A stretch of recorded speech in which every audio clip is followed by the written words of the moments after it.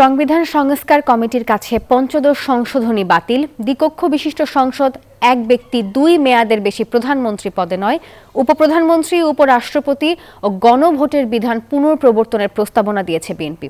লিখিত প্রস্তাবনা হস্তান্তরের পর দলের স্থায়ী কমিটির সদস্য সালাউদ্দিন আহমেদ জানান, ক্ষমতার ভারসাম্য রাখতে চায় বিএনপি।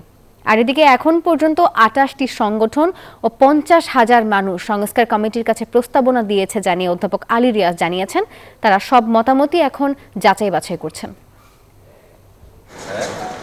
অন্তর্বর্তীকালীন সরকারের সংস্কার কমিটির কাছে দলীয় প্রস্তাবনা তুলে ধরতে ছায়া কমিটি করে বিএনপি।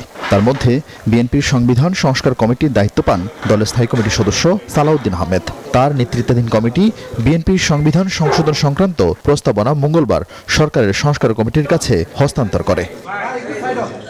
পরে সালাউদ্দিন আহমেদ জানান, বিএনপি ব্যালেন্স অফ পাওয়ার চায় বলেই সংবিধান সংশোধনের প্রায় 1 ডজন প্রস্তাবনা দিয়েছে। পরপর 2বারের বেশি প্রধানমন্ত্রী পদে কেউ আসীন হবেন না সেই বিধান রেখেছে। জুডিশিয়ারির ক্ষেত্রেও আমরা নতুন কিছু প্রস্তাবনা দিয়েছি, যাতে অধস্তন আদালত সমূহের নিয়ন্ত্রণ সুপ্রিম কোর্টের হাতে থাকে। উপরাষ্ট্রপতি, উপপ্রধানমন্ত্রী পদ সৃজনের বিষয়টা আগে এক সময় ছিল, সেটা আমরা পুনঃপ্রবর্তনের বিধান রেখেছি এবং সব ক্ষেত্রে যেন একটা ব্যালেন্স অফ পাওয়ার সৃষ্টি হয় বাংলাদেশের। পাশাপাশি স্মরণ করিয়ে দেন এই সরকারের সংবিধান সংশোধনের সীমাবদ্ধতার কথাও।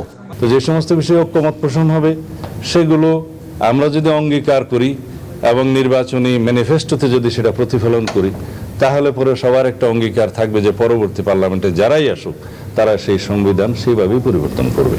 জাতীয় সংসদ ভবনে সংবিধান সংস্কার কমিটির কার্যালয় ও অনলাইনে এখন পর্যন্ত 50,000 মানুষ তাদের মতামত দিয়েছে। কমিটির চেয়ারম্যান জানান, তারা সব মতামতই গুরুত্ব দিয়ে পর্যালোচনা করে সরকারের কাছে সুপারিশ করবেন। সংবিধান তো কেবলমাত্র একটি নির্বাচনের বিষয় নয়, আগামীকালের নির্বাচন, আগামী বছরের নির্বাচন, গত বছরের নির্বাচন নয়। আমরা সংবিধানের মধ্যে যে সমস্ত নির্বাচন সংক্রান্ত যে প্রস্তাবগুলো, যে মতামতগুলো এসছে, সেগুলোর থেকে আমরা সুপারিশ তৈরি করব। যে মতামতগুলো এসছে সেগুলো আমরা বিবেচনায় নেব, বিবেচনায় নিয়ে সেগুলির মাধ্যমে যেখানে যে ধরনের সুপারিশ করা দরকার আমরা সেই সুপারিশ করব।